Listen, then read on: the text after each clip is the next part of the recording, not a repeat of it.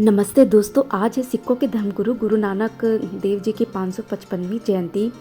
मुझे आज भी याद है कि जब मैं छोटी थी हमारे बुक्स में गुरु नानक जी के चैप्टर्स हुआ करते थे। उनकी फ़ोटो को देख कर के मुझे असीम शांति मिलती थी जब उनकी उंगली एक ऊपर ऐसे हुआ करती थी। और फिर बीते कुछ सालों में जब मैं गुरुद्वारा जाती थी दिल्ली में आसपास जगहों पर, एक असीम सी शांति प्राप्त होती थी। जब लाइफ के कुछ टफ मोमेंट्स आए थे तो मैं गुरुबानी सुनती थी और मुझे बड़ा अच्छा लगता था। तो दोस्तों, आज बात करते हैं सिखों के धर्म ग्रंथ गुरु ग्रंथ साहिब के बारे में। तो गुरु ग्रंथ साहिब को एक धार्मिक ग्रंथ ही नहीं, सिख धर्म का अंतिम और जीवित गुरु भी माना जाता है।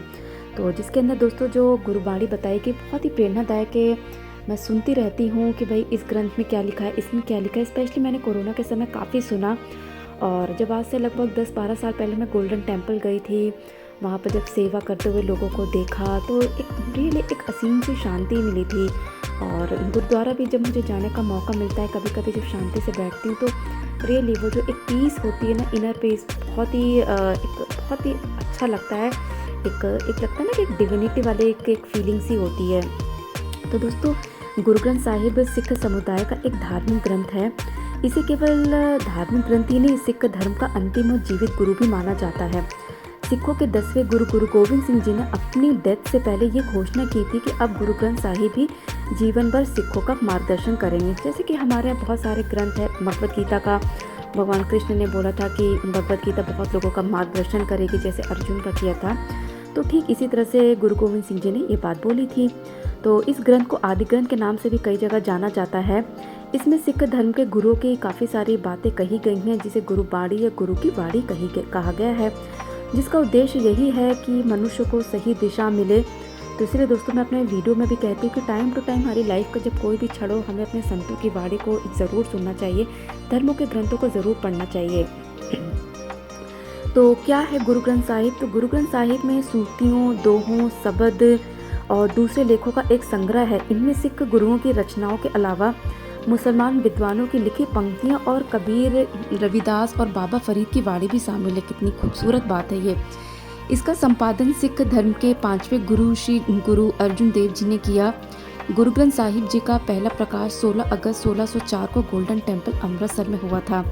अगर आप दोस्तों अमृतसर नहीं गए हैं तो प्लान ज़रूर कीजिएगा। बहुत ही सुंदर है, पीसफुल है, बहुत अच्छा लगेगा। वहाँ पे पानी में जो मछलियाँ होती है ना, तो बड़ा ही अच्छा लगता है। मुझे 2 बार जाने का मौका मिला था अमृतसर, तो बहुत ही प्यारा है, आप लोग ज़रूर जाइएगा। फिर दोस्तों, कहते हैं ईश्वर के मुख से निकले अनमोल विचारों को गुरु ग्रंथ साहिब में बताया गया है। जैसे कि हमारे यहाँ भगवद गीता में बोला गया ना कि भगवान के गीत, तो ठीक इसी तरह से ईश्वर के मुख से जो अनमोल विचार निकले उनको गुरु ग्रंथ साहिब में पिरो गया है।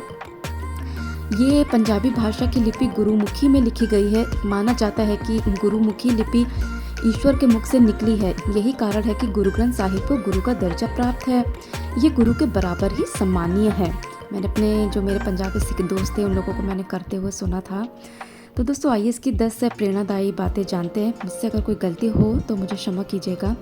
तो पहली है, जब मन शुद्ध नहीं है तो बाहर की सफाई करना बेकार ही है।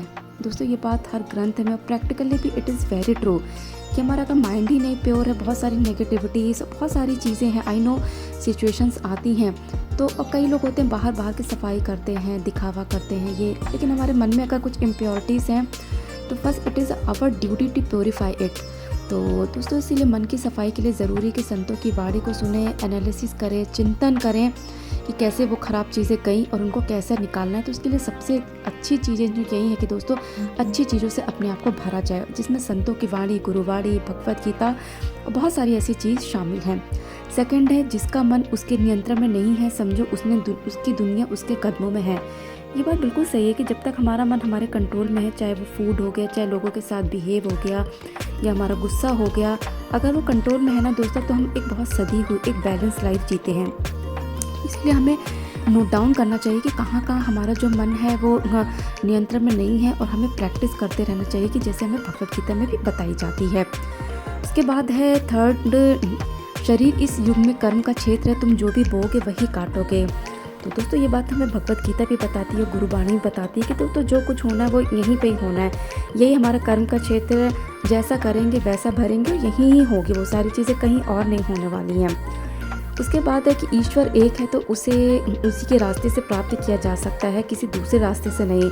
तो दोस्तों ये बात हमारे संतों पर बिल्कुल लागू होती है।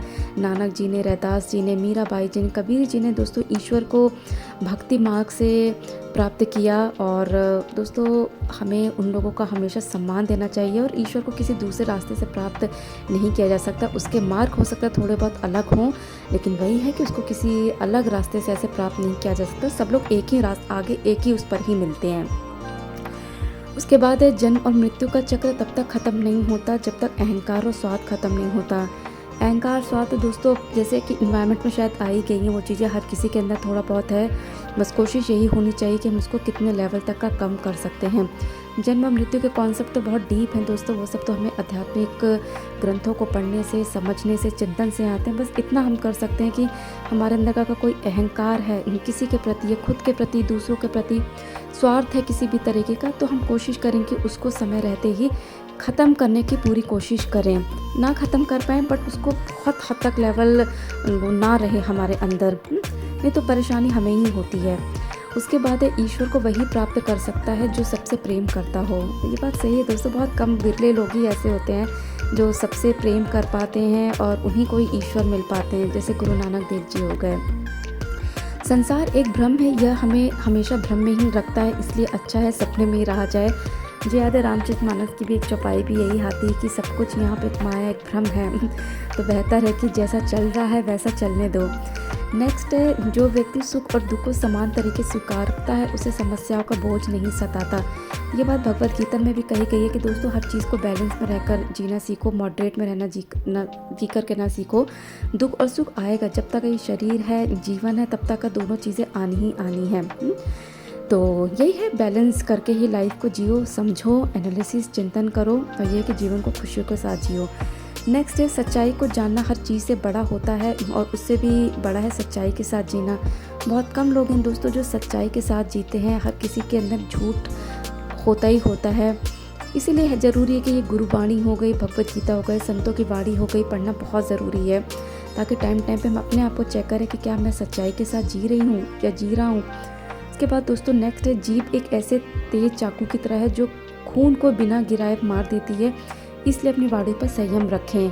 बहुत ही बड़ी चीज़ है दोस्तों, हमें से सभी लोग ऐसे हैं कि कभी कभी हमारी वाणी असंयमित हो जाती है, तो हमें कोशिश करना चाहिए। इसीलिए कहते हैं ना कि सेल्फ रिफ्लेक्शन, स्वाध्याय, ये बहुत सारे टर्म जो हैं वो हमें अपने ऊपर अप्लाई करते रहने चाहिए टाइम टू टाइम, तो जिससे कि हम संयमित रहें, अपना जीवन अच्छे से जी सकें, अपने आसपास के लोगों को खुश रख सकें एक हद तक का।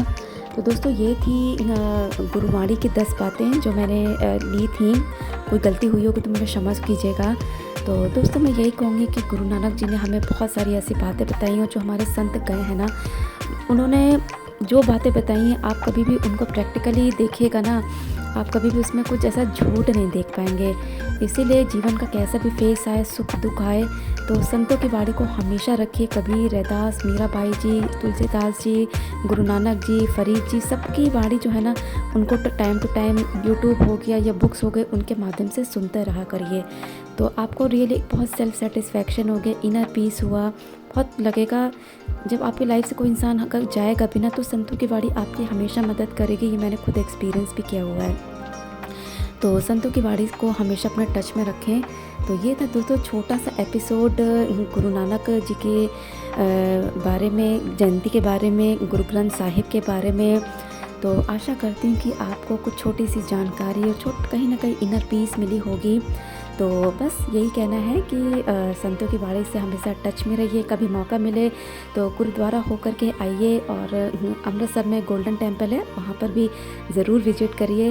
रियली कहीं ना कहीं जब आप वो सेवा खुद से भी करेंगे ना, तो बहुत अच्छा लगता है। मुझे वो सिखों की जो सेवा होती है ना, वो लोग जो दूसरों को देते हैं, वो बहुत ही अट्रैक्ट करती है। तो कभी जाइए, आप देखिए, उनके कल्चर को भी एक्सप्लोर कीजिए, गुरुवाणी को सुनिए, कहीं ना कहीं आपको वो बहुत ही इनर पीस डीपली फील होगी। तो आशा करती हूँ कि आपको इस छोटे से वीडियो से कहीं ना कहीं कोई जानकारी मिली होगी। इस वीडियो को देखने के लिए बहुत बहुत धन्यवाद। गुरु नानक जी का आशीर्वाद, उनकी ब्लेसिंग्स आप सभी पर, हम सभी पर रहें। Thank you.